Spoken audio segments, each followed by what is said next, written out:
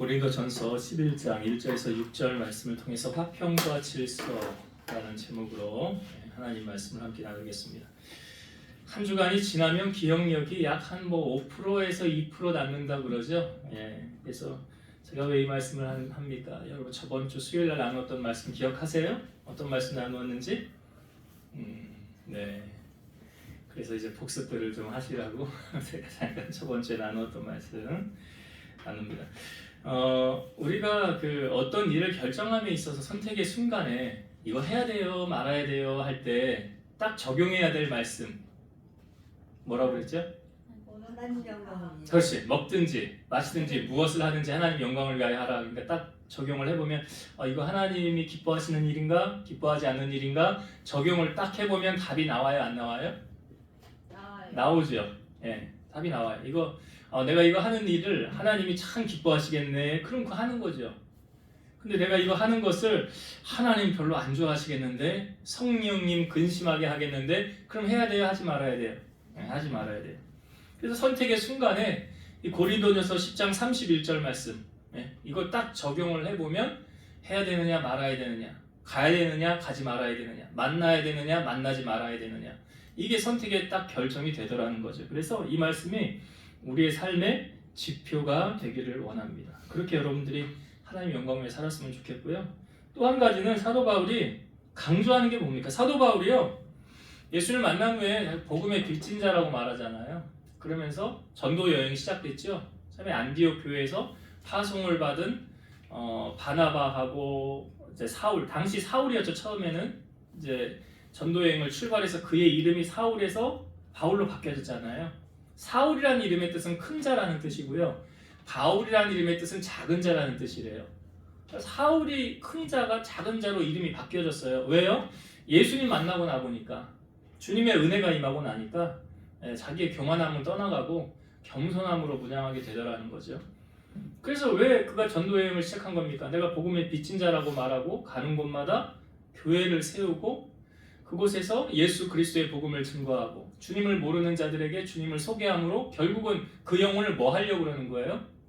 구원을 얻게 하기 위함이죠.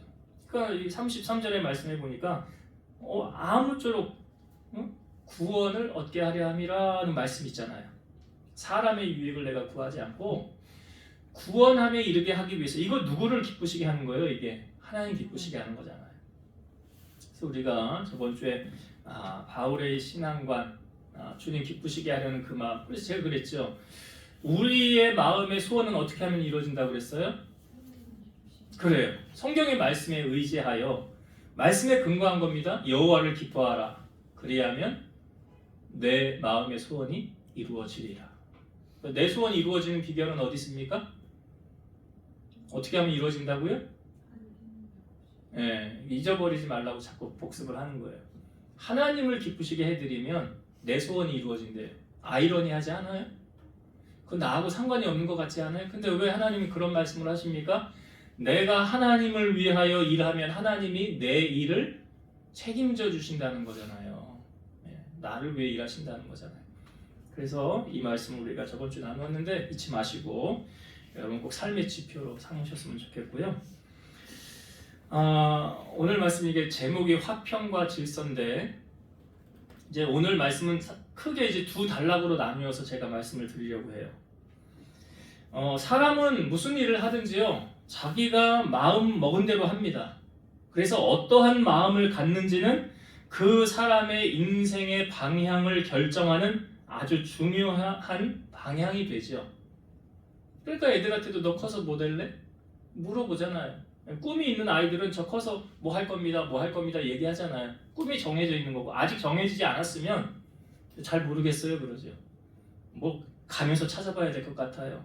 그러니까 방향이 사도 바울이 향방 없는 것처럼 달리지 마라, 표대를 향하여 달려가라 라는 말씀이 있잖아요. 우리가 꿈꾸지 않은 일은 아무것도 일어나지 않습니다. 우리가 왜 요셉을 향하여 꿈의 사람이라고 말합니까? 그 꿈이 이루어졌기 때문에 꿈의 사람이라는 거죠. 그러니까 다시 말씀드려서 꿈꾸지 않은 것은 일어나지 않습니다. 우리나라 2002년도 월드컵 할 때 세계 언론이 다 그랬죠. 이제 한국하고 일본 공동 개최잖아요. 보통요 월드컵을 하면 개최국들은 성적이 좋습니다. 보통은 그래요. 그래서 뭐 남아공에서 할 때도 뭐 그 남아공 뭐 16강 원래 갈 수 없는 팀인데 뭐 올라가기도 하고 아무튼 그래서 세계 언론이 그랬죠. 우리나라가 몇 위 할 것 같습니까? 얼마나 잘할 것 같습니까? 어떤 성적을 낼 것 같습니까? 세계 언론이 다 되게 잘해야 뭐라고 그랬어요? 16강이다. 잘해야 16강이다. 근데 그 히딩크가 한 말이 잊혀지지가 않아요. 아마 월드컵을 50일인가 남겨놓고 인터뷰를 한 게 있었는데 뭐라고 인터뷰를 했냐면 히딩크가 그랬어요. 나는 하루에 1%씩 승리 확률을 올릴 겁니다. 그게 이제 정확하게 며칠 앞두고 그랬는지는 모르겠어요. 근데 매일 1%씩 승리할 수 있는 그런 것을 준비할 것이다 라고 얘기를 하지 않았습니까? 우리나라가 그 2002년도에 월드컵 예선에서 조 1위로 올라가서요 16강에 이탈리아 만났죠. 기억들 못하시죠? 예, 별로 축구에 뭐 관심이 없다 보니까. 이탈리아는 유럽의 강국입니다. 유럽에서 축구 강국 하면 이탈리아는 빼놓지 않습니다. 16강에서 한국 이탈리아 만났어? 이제 끝났네. 다들 그랬어요. 도박사들이 어디에다가 돈을 베팅을 했을까요? 한국에 걸었을까요? 아우 미쳤어요. 한국에 걸게. 이탈리아에 다 걸었어요. 도박사들이. 근데 어떻게 됐어요? 그때는 골든골 타임이라는 게 있어서 안정환이 페널티킥 얻었는데 못 넣었어요. 그래서 죽으라고 뛰어다녔대요. 그때 안정환이 헤딩골로 골든골을 넣고 우리나라가 우승해서 끝났어요. 그때는 경기에 연장전에 가서 골을 넣으면 그냥 끝나는 거였어요. 지금은 그렇지 않아요. 90분 다 뛰어야 돼요. 연장전 30분 다 뛰어야 돼요. 근데 그때는 골든골 들어가면 게임 끝 해서 안정환이 넣고 이겼어요. 그리고 야 한국이 운이 좋네. 실력으로 이긴 게 아니라 운으로 이겼다. 그러면서 8강에서 스페인을 만나죠. 또 유럽의 강국인 스페인을 만났어요. 스페인 유럽에서 축구 내놓으라 하는 팀이잖아요. 뭐 우승도 하고 우승 전력도 있고. 그러니까 이제 한국은 여기까지구나 그랬죠. 그런데 승부차기까지 가서 이겼잖아요. 깜짝 놀랐죠. 세계가 놀랐어요. 그리고 나서 4강을 할 때 꼭 축구할 때 여러분 플랜카드 이렇게 피켓 들고 하잖아요. 아마 4강전이었던 것 같아요. 그때 그 머리 피켓 이 슬로건이 뭐였느냐? 꿈은 이루어진다잖아요. 꿈은 이루어진다. 꿈 꿨기 때문에 되었다는 거죠. 사실은. 그러니까 우리가 꿈꾸지 않으면 아무것도 일어나지 않는 것이고요. 아무것도 하지 않으면 아무 일도 일어나지 않습니다. 그러니까 감나무 밑에서 입 벌리고 감 언제 떨어지나 입 벌리고 있으면 절대 감 안 떨어져요. 그냥 되어지는 일이 있어요? 없어요? 없습니다. 여러분 그런 의미에서 하나님께서 우리를 부르신 목적은 뭘까요? 여러분 왜 부르셨을까요? 자, 빌립보서 2장 13절 너희 안에서 행하시는 이는 하나님이시니 자기의 기쁘신 뜻을 위하여 너희에게 소원을 두고 행하게 하시나니. 이게 뭐예요? 하나님의 그 기쁜 뜻을 이루기 위해서 우리에게 뭘 준대요? 소원을 주신대잖아요. 이 소원이라는 거 하나님의 꿈 아닙니까? 하나님이 원하고 바라시는 거 아닙니까? 그것을 우리 마음 가운데 부어주신다는 거예요. 그럼 하나님의 소원을 이루기 위해서 먼저 우리가 갖추어야 할 것이 있어요. 이게 빌립보서 2장에 있는 말씀이거든요. 그 앞에 있는 우리가 몇 년 전에 이걸 표어로도 정했었어요. 빌립보서 2장 5절 너희 안에 이 마음을 품으라 곧 그리스도 예수의 마음이니. 예수님의 마음을 품는 사람에게 나타나는 성품이 있습니다. 두 가지요. 자, 이건 예수님께서 직접 본인이 예수님 자신을 표현할 때 나는 마음이 이렇다라고 말씀하신 두 가지 성품이 있죠. 뭐죠? 온유와 겸손이죠. 예수님이 직접 말씀하신 거예요. 마태복음 11장 29절 나는 마음이 온유하고 겸손하니 나의 멍에를 메고 내게 배우라 그리하면 너희 마음이 쉼을 얻으리니. 그러면 우리가 예수님을 닮아가면요 갖추어지는 성품 두 가지, 이 예수님이 말씀하신 이 두 가지가 우리 안에 만들어진다는 거죠. 첫째가 뭐라고요? 온유라고 그랬죠. 온유라는 뜻이 뭐냐? 온화하고 부드러움이래요. 온화하고 부드러움. 여러분 이 온유라는 성품은요 사람이 이렇게 딱 태어나는 순간 가지고 태어나는 걸까요? 아니면 만들어지는 걸까요? 네? 예, 만들어지는 겁니다. 온유는 만들어지는 거예요. 이게 대표적인 성경의 인물을 우리에게 보여주잖아요. 누가 있을까요? 그래, 모세. 네, 모세. 모세가 40세에 사람 쳐서 죽였습니다. 웬만한 사람 쳐서 못 죽입니다. 어느 정도인지 알겠죠? 모세가 사람을 쳐서 죽여? 멀쩡한 사람이 멀쩡한 사람을. 그리고 발각이 나서 도망갔잖아요. 광야로. 그리고 모세가 40세부터 80세까지 미디안 광야에서 뭐합니까? 하나님의 훈련을 받는 거예요. 그 사람의 인생에 있어서 황금기 아닙니까? 40에서 80은. 그런데 그때 모세는 광야에서 훈련받았어요. 그래서 성경의 기록도요, 모세가 40년 동안 뭘 했더라? 없어요. 아예 기록 자체가. 그냥 광야에서 양치면서 그냥 하루하루 그냥 그렇게 지나는 건 줄 알았어요. 그런데 하나님은 그 과정을 통해서 모세를 다듬어 가고 계셨던 거죠. 모세가 어떻게 달라졌느냐? 자, 출애굽한 이스라엘 백성들을 이끌고 갈 때 모세의 성품을 이야기하는 민수기 12장 3절의 말씀에 이 사람 모세는 온유함이 지면의 모든 사람보다 더하더라. 이 사람 모세는 온유함이 지면의 모든 사람보다 더하더라. 이거 그냥 직어남은 이거죠. 모세보다 온유한 사람 없었더라. 그럼 모세가 40세에 사람을 쳐 죽였었는데 어떻게 이렇게 온유함이 그보다 높은 사람이 없을 경지에 이르게 되었을까? 무엇입니까? 40년 동안의 훈련을 통해서 아닐까요? 그래서 여러분 사람이요 고생도 해봐야 돼요. 고생 안 해보면 힘든 거 모르잖아요. 낮아지질 않거든요. 고생해봐야 돼요. 이런 말 있잖아. 젊어 고생은? 근데 늙어서는 고생하면 좀 힘들지. 그렇죠? 런닝고 입고 뛰는 것도 젊었을 때나 런닝고 입고 뛰지. 나이 들어 런닝고 입고 뛰라 그러면 뛰겠냐고요. 그래 젊어 고생 사수도 한다고 그러는데 아니 모세의 온유함이 그때 만들어진 거예요. 성령의 9가지 열매 아시죠? 사랑, 희락, 화평, 오래 참음, 자비, 양선, 충성. 그 다음 뭐예요? 온유. 온유, 절제. 그러니까 온유가 성령의 열매 맞지요? 그러니까 성령이 임하면 따라오는 열매가 뭐냐? 온유함이에요. 디모데전서 6장 11절 보면 오직 너 하나님의 사람아 이것들을 피하고, 여기 이것들은 그 앞부분에 있는 디모데전서 6장 10절에 있는 말씀인데 돈을 사랑함이 일만하게 뿌리가 되나니, 이거 피하라는 거예요. 돈 사랑하지 말라는 거죠.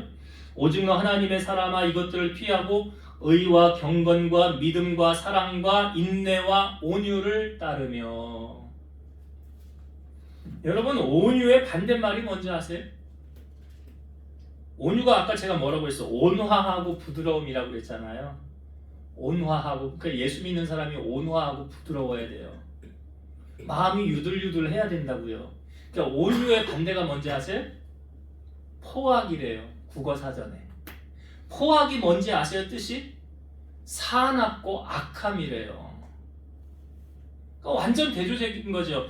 그러니까 예수를 믿는데, 신앙생활을 하는데 강팍하고 사납고 선보다 악을 따르면 그 사람은 진정한 크리스찬이 아니라는 거죠. 아직 예수님 못 만난 거잖아요. 그냥 종교생활 하고 있는 거고요. 사람이 부드럽고 만나면 헤어지기 아쉽고 언제 또 만날까 기다려지는 그런 사람. 저는 이런 사람을 찐 크리스찬이라고 부르고 싶어요. 찐 크리스찬이란 이런 사람 아닌가. 그러니까 예수님이 잘 믿으면 이런 현상이 나타나야 된다. 어떤 현상? 온유. 온유. 부드럽고 인자하고 그런 성품. 예수님의 성품이잖아요. 또 우리가 예수님 닮아가면 그런 성품이 나타나야 되는 거 아니에요? 또 한 가지. 예수님은 나는 마음이 온유하고 그 다음에 뭐라고요? 겸손하다 그랬죠. 제가 뭐 설교 때도 강조를 늘 많이 하는 말이지만 겸손이라는 단어의 국어사전의 정의를 읽어드릴게요. 겸손 잘 들어보세요. 자신을 낮추고 타인을 존중하며 자신의 부족함을 알고 자신보다 뛰어난 자들이 있음을 겸허하게 받아들이는 자세.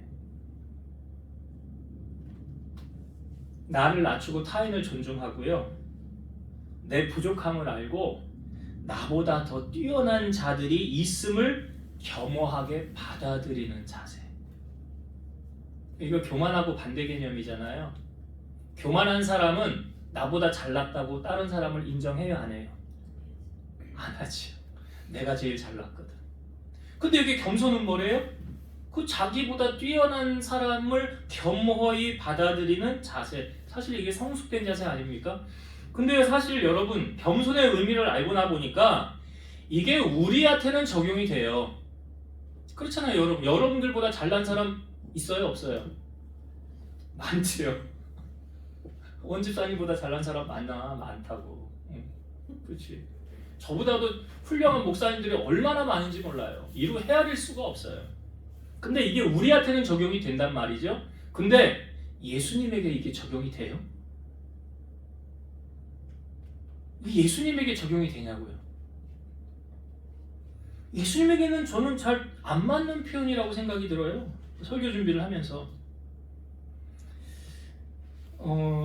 여기 예수님이 우리에게 말씀하셨어요. 너희 안에 이 마음을 품으라. 이게 아까 빌립보서 2장 5절의 말씀이죠.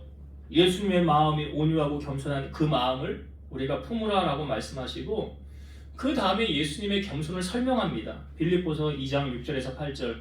그는 근본 하나님의 본체시나 하나님과 동등됨을 취할 것으로 여기지 아니하시고 오히려 자기를 비워 종의 형체를 가지사 사람들과 같이 되셨고 사람의 모양으로 나타나사 자기를 낮추시고 죽기까지 복종하셨으니 곧 십자가에 죽으심이라.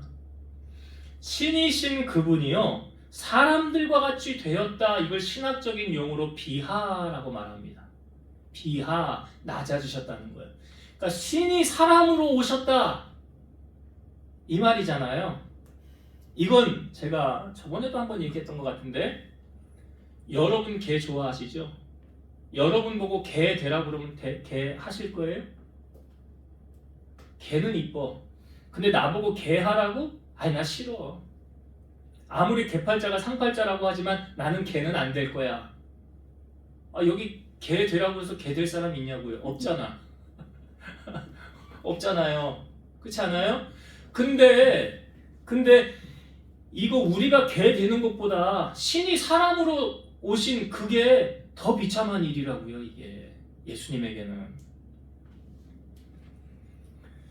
제가 왜 지금 예수님의 성품 이 두 가지를 여러분들에게 말씀을 드리느냐, 사도 바울이 이 예수님의 성품을 본인이 소유해서 이걸 사람들에게 말하고 있는 거예요. 오늘 우리가 읽은 11장 1절의 말씀 다시 한번 볼까요? 11장 1절. 내가 그리스도를 본받는 자가 된 것 같이 너희는 나를 본받는 자가 되라. 내가 그리스도를 본받는 자가 된 것 같이 너희는 나를 본받는 자가 되라. 이걸 그냥 쉽게 풀면 너희들 나를 본받으래잖아요, 사도 바울. 근데 사실 사도 바울이 누구를 얘기하는 거예요? 나는 예수님을 본받았다 그러잖아요. 그러니까 나를 통해서 지금 누가 보여줬다는 거예요? 사도 바울은 자신을 통해서 그리스도가 예수님이 보여줬다는 거잖아요. 갈라디아서 4장 19절. 나의 자녀들아 너희 속에 그리스도의 형상이 이루기까지 다시 너희를 위하여 해산하는 수고를 하노니. 그리스도의 형상이 이루기까지 라고 말하잖아요. 그러니까 예수님의 마음을 품는 삶은 어떤 것입니까? 여기 사도 바울의 삶을 통하여 주님의 마음, 온유와 겸손이 그에게는 보여졌다라는 거잖아요. 사도 바울은 구원을 위해서 이타적인 삶을 살았다고 하지 않습니까? 이게 10장 마지막 절에도 나와 있고 그 앞부분에도 유대인에게는 유대인같이 이방인에게는 이방인같이 율법 없는 자에게는 율법 없는 자같이 약한 자에게는 약한 자같이. 왜? 그렇게 한 이유가 뭐래요? 아무쪼록 몇 사람이라도 더 구원을 얻고자 함이라. 한 사람이라도 더 구원 얻기 위해서 복음의 문이 닫히지 않고 활짝 열려서 구원의 은혜를 누리도록 하기 위함이라는 거죠. 여러분, 불신자들이요, 하나님을 알아요, 몰라요? 예수님을 알아요, 몰라요? 모르잖아요. 그러니까 모르니까 보이는 크리스찬, 먼저 믿는 사람들을 볼 거 아니냐고요. 그렇겠죠. 그래서 우리를 통해서 예수 그리스도의 형상이, 그러니까 갈라디아서 4장 19절처럼 그리스도의 형상을 이루기까지 수고한다 그러잖아요. 우리를 통해서 예수님이 나타나셔야 그것이 복음으로 증거되어질 거 아니에요. 그러니까 믿지 않는 사람들은 하나님도 몰라요. 예수님도 몰라요. 너 교회 다니냐? 그랬어? 근데 교회 다니는 나를 바라보면서 우리 안에 예수님의 마음, 온유와 겸손함이 나타나고 있느냐? 그들을 향하여. 이게 나타나줘야 된다는 거예요. 그래야 뭐가 되는 거예요? 우리를 통해서 하나님의 영광을 올릴 수가 있다는 거예요. 그걸 사도 바울이 지금 말하고 있는 거죠. 사실은 사도 바울을 본받으라는 말이 아니에요. 여기서 예수님을 본받아라. 우리가 예수님을 잘 믿어서 우리를 통해서 예수님이 나타나지도록 그렇게 삶을 살아가야 된다라는 거예요.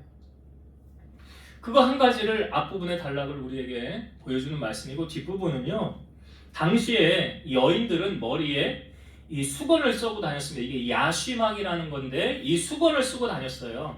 이 수건이 뭘 의미하냐면 여자의 정숙과 순결을 상징한다고 그럽니다. 그래서 정숙하고 존경받는 여인들은 머리를 가리지 않고 공중 앞에 나서지 않는 것이 통상적인 풍습이래요. 이게 남자에 대한 복종을 나타내고 자신은 남자의 권위와 보호 아래 놓인 존재다라는 것을 표현하기도 합니다. 반대로 수건을 쓰지 않는 것은 남자를 업신여기거나 다른 남자의 시선을 끌기 위한 것으로 간주되어졌대. 근데 머리에 수건을 안 쓰고 다니는 사람들은 어떤 사람들이었냐? 창기밖에 없었다고 합니다. 그런데 문제는 이 고린도 교회 일부 여인들이 이 사회의 통상적인 풍습에서 벗어나 교회에 나올 때 자기의 자유를 표현하고 싶어서 머리에 수건을 쓰지 않아도 되지 않느냐라고 주장이 일어나기 시작한 거예요. 고린도 교회 안에. 그래서 여성의 해방과 자유를 부르짖는 자들은 이 더운 지방에 여자만 수건을 써야 하는가? 수건을 쓰지 않음으로 자유를 누리고자, 또한 여기 교회는 어떤 이들은 예수님을 영접하기 전에 창기였던 옛 습관을 그대로 교회에 가지고 와서 예배에 임하게 되었다는 것입니다. 그러니까 이 문제로 말미암아 고린도 교회 안에 논쟁이 일어나기 시작하는 거예요. 유대주의의 전통에 젖어 있는 자들은 머리에 수건을 쓰지 않는 것은 잘못된 것이다 라고 비판을 했고, 불신자들 역시 교회를 향하여 비난의 화살을 쏟아대기 시작했습니다. 예수 믿는 자들은 전통을 무시하는 몰상식한 자들이다. 이게 이제 교회를 다니지 않는 세상 사람들로부터 이런 말들이 나오기 시작하는 거예요. 그러니까 이런 상황에서 바울이 지금 고린도 교인들을 향하여 베푼 교훈입니다. 이 말씀이 이제 이런 시대적인 배경이 있었구나, 이런 접근을 가지고 이 말씀을 우리가 대하여야 조금 쉽게 이해가 될 수 있는 거예요. 그래서 바울이 어떻게 하기를 원하였느냐, 이 머리에 이제 수건을 쓰지 않으려고 하는 이 사람들을 향하여 이렇게 말했죠. 누구든지 공동체의 유익과 하나님의 영광을 구하라. 그리하여 교회의 질서와 화평을 이루라. 하나님은 질서의 하나님이시다. 여기서 말하는 질서는 예배상에 있어서의 질서와 교회 안에서의 마찰이 없는 평온한 상태, 그러니까 교회가 그냥 문제없이 평안하게 잘 가는 것이 하나님이 원하시고 바라시는 뜻이라는 거죠. 그러니까 이게 사회적인 전통을 무시하는 그리스도인의 자유란 결코 이웃에게 덕이 되지 않고요. 오히려 여자가 수건을 머리에 쓰고 예배에 임하는 것이 합당하다라고 이제 이야기를 하는 거예요. 이게 복음의 진리에 어긋나지 않는 한 성도들은 공동체의 질서와 화평을 위해서 그 시대의 문화적 요구에 적절히 대응할 수 있어야 한다라고 말하고 있어요. 그러니까 교회 안에도 물론 교회가 세상을 따라가면 안 되죠. 세상에 지금 교회가 타락되어진 이유가 뭡니까? 세상이 교회로 들어왔다고 그러죠. 그래서 교회가 세상을 쫓아가니까 교회가 타락되어져 갔다고 그러죠. 이게 예수님이 예루살렘에 올라갔을 때 성전에 들어가니까 뭐 하고 있었어요? 돈 바꾸고 뭐 장사하고 뭐 그 재물을 드리려고 흔히 있는 재물을 하나님이 안 받으니까 거기 있는 재물을 사라고 그래서 장사판 벌어지고 그 이익을 또 뒤에 제사장 속이는 이 사람들이 그냥 다 착복하는 그런 타락한 교회의 모습을 보면서 예수님이 이거 아니라고 했잖아요. 정화하길 원하셨죠. 그러니까 그런 것이 아니라 지금 여기서 말하는 것은 교회가 세상의 법을 따르지 말라라는 게 아니죠. 지금 예수님이 이런 적 있었죠. 성경에 보니까 예수님에게 이제 세금을 내야 되냐 내지 말아야 되냐 성전세를 반세계를 내야 되는 그런 법이 정해져 있었는데 뭐 내야 됩니까 말아야 됩니까 라고 말할 때 베드로를 향하여 야 가서 바다에 가서 낚시해서 고기를 잡아라. 그러면은 그 물고기 안에 동전이 들어가 있을 것이니라. 그 한 세겔인데 그걸 가지고 너하고 나하고 성전세를 같이 내라 라고 말해요. 그러니까 이 말은 뭘 말합니까? 예수님도 불법자가 아니었다는 거예요. 법을 지키지 않는 사람이 아니에요. 조세를 내야 되고 법을 지켜야 되는 한도 내에서는 지켜야 된다는 거죠. 이게 로마서 말씀에 있잖아요. 로마서 13장 1절과 2절. 각 사람은 위에 있는 권세들에게 복종하라. 권세는 하나님으로부터 나지 않음이 없나니 모든 권세는 다 하나님께서 정하신 바라. 그러므로 권세를 거스리는 자는 하나님의 명을 거스림이니 거스리는 자들은 심판을 자취하리라. 예수님이 본디오 빌라도에게 고난당하셨잖아요. 근데 예수님이 이 빌라도를 향하여 이렇게 말하죠. 위에서 너에게 권한을 주지 않았다고 한다면 넌 이거 하지 못했을 거다. 예수님도 그 고난을 그냥 받으시고 묵묵히 나아가신 이유는 위에서 허락하였기 때문이다 라고 말씀하시는 거예요. 그래서 교회는 세상을 따라가는 건 아니지만 세상의 법을 지키지 않는 건 아니에요. 지금 고린도 교회 안에 잘못된 부분 이 모습을 보면서 교회가 왜 세상의 법을 지키지 않으므로 사람들로부터 지탄과 손가락질을 받으려고 하느냐? 그건 잘못된 거라. 그건 예배의 질서를 흐리고 교회를 혼란스럽게 만든다는 거죠. 고린도전서 14장 33절 하나님은 무질서의 하나님이 아니시요 오직 화평의 하나님이시니라. 그러니까 여인들이 이 자유를 추구하고 이제 이거 머리 이거 수건 더운데 이거 벗어야 되지 않냐? 우리는 자유를 갈망하노라. 근데 그 당시의 법이 그러했기 때문에 우리는 이 법을 따르면서 예배를 지켜야 된다라고 말하고 있는 거예요. 사도 바울이. 그것이 믿지 않는 사람들에게 본이 되어지는 것이고요. 교회가 평안하여 든든히 서가게 되는 것입니다. 그러니까 교회가요. 세상의 법을 따르지 않고 그냥 자기들 하고 싶은 대로 마음대로 하면 이 나라에 있을 이유가 없잖아요. 그건 잘못된 거다.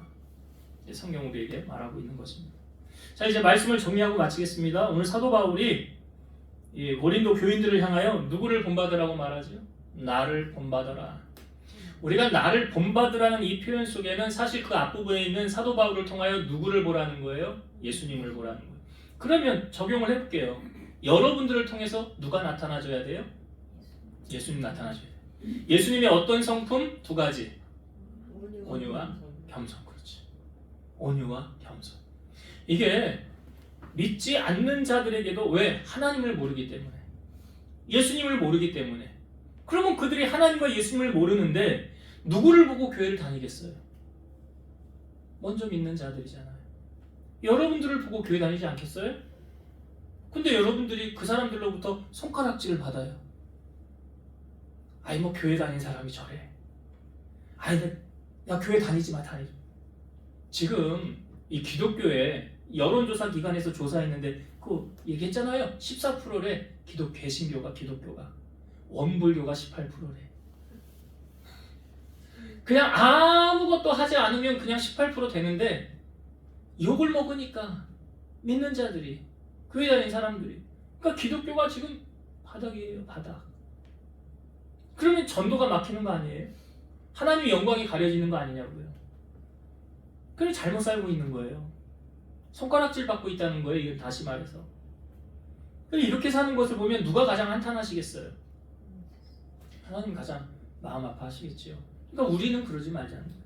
여러분들을 통하여 오늘부터 결단하세요. 두 가지 나를 통해서 어떤 성품이 나타나줘야 돼요? 온유와 겸손, 부드러움, 인자함.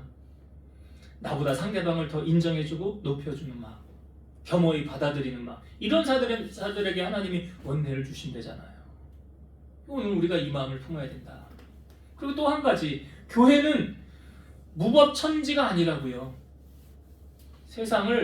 우리가 세상에 발을 디디고 사는 이상은 법을 지켜야죠. 국방의 의무, 남자는 군대 가야 돼요? 안 가야 돼요? 가야죠. 안 가면 안 되잖아요. 세금 내야 돼요? 내지 말아야 돼요? 내야죠. 나라의 법을 오히려 더 잘 지켜야 되는 거예요. 믿는 자들이 먼저 본이 돼야 되는 거예요. 그래서 세상 속에 손가락질 받지 말고, 저 사람 참 괜찮은 사람이네, 법 없이도 살 사람이네. 이게 참 좋은 말 아니에요? 법 없이도 살 사람이네. 그래서 우리를 통해서 하나님의 영광을 높이고 우리로 말미암아 복음이 전파되어져서 복음의 통로, 축복의 통로의 역할을 감당하는 여러분 되시기를 주의 이름으로 축원드립니다. 기도하시겠습니다. 하나님 감사합니다. 바울은 고린도 교인들을 향하여 나를 본받으라고 하였습니다. 사실은 바울 안에 있는 예수 그리스도를 본받으라는 말이었습니다. 그 예수님의 마음은 무엇이었습니까? 온유와 겸손이라고 하였습니다. 오늘 우리 사랑하는 성도들, 예수님의 마음 우리도 품게 하여 주옵소서. 온유와 겸손한 마음을 가지고 사람들에게 인자하고 부드럽고 또 남을 존중하고 인정해 줌을 통하여서 한 영혼이라도 더 구원함에 이를 수 있도록 축복의 통로 역할을 감당하는 저희들 다 되게 하여 주옵소서. 또한 우리가 세상을 살아갈 때 세상 사람들에게 손가락질 받는 것이 아니라 칭찬을 받을 수 있는 위법한 사람이 아니라 법과 질서를 지키고 이 나라에 꼭 필요한 사람으로 세워져 가는, 그 사람들로부터 존경받고 하나님께 영광을 올려드림으로 구원의 초석의 역할을, 디딤돌의 역할을 감당하는 우리 성도들 다 되게 하여 주옵소서. 예수님의 이름으로 기도드리옵나이다. 아멘.